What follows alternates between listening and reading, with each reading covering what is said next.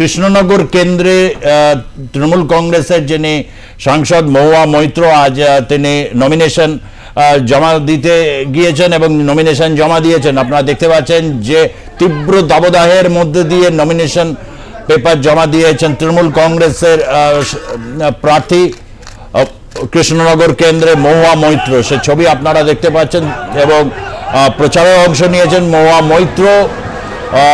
আজকে এমনিতেই হচ্ছে অত্যাধিক তীব্র একদিকে দাবদাহ এবং তার সাথে অসম্ভব একটা হিউমিডিটি, তার মধ্যে এখন বিভিন্ন ফেজের যে রয়েছে 7 দফার এই নির্বাচনে কৃষ্ণনগর কেন্দ্রে তৃণমূল কংগ্রেসের প্রার্থী মহুয়া মৈত্র আজ তিনি তার মনোনয়নপত্র জমা দিয়েছেন। কি বলছেন তিনি?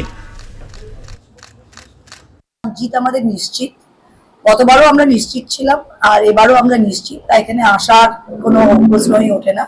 জিত আমাদের নিশ্চিত, কোয়েশ্চেন শুধু মার্জিনটা নিয়ে, গতবারের চেয়ে বেশি মার্জিনে যাতে সিটটা জিততে পারি সেই প্রচেষ্টায় আমরা সকলে রয়েছি। আর প্রচার তো আপনারা জানেন যে আমরা শুধু ভোটের সময় আমরা তো উড়ে এসে জুড়ে বসি না, এখানেই থাকি। তাই জন্য আমাদের 365 দিনে কিছু না কিছু প্রোগ্রামের মধ্যে আছি। আমরা সবাই এখানকার স্থানীয় বাসিন্দা এবং স্থানীয় মানুষদের সাথে মিলেমিশে সব কাজ করে আসছি। তাই আমাদের ওপরে প্রচার বলে খুব এডিশনাল যে প্রেশার সেটা নয়, যেরকম ভাবে আমরা কাজ করে থাকি সেভাবেই করছি। হ্যাঁ, ঠিক ভোটের আগে যদি সবার কাছে না পৌঁছে, লোকে বলে প্রার্থী ম্যাডাম এলেন না, আগে এসছেন কিন্তু ভোটের সময় আসেননি, তো একটা ইমোশন, একটা আবেগ বলে থাকে বলে আমরা চেষ্টা করি যাতে সমস্ত জায়গায় পৌঁছাবার। কিন্তু এমন হেন বুথ নেই বা অঞ্চল নেই যেখানে আমরা পৌঁছইনি।